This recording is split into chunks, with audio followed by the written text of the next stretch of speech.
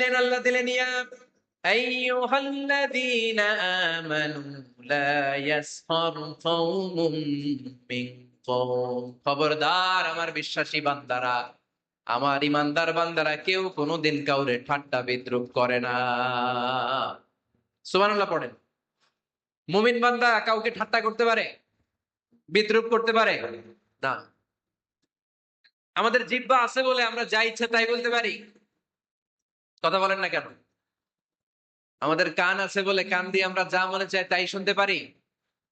যেন কানে শুনি সদা তোমার কালাম, হে খোদা,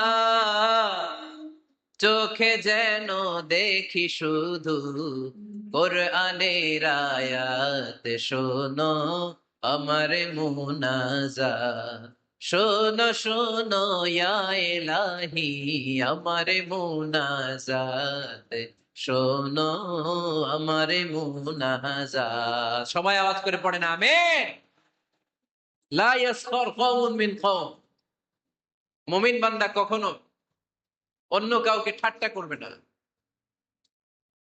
আমার কোনো ভাই মনে কষ্ট পায়, এরকম কোন ঠাট্টা বিদ্রুপ খোঁচা মেরে পোক মেরে কথা বলা যাবে না।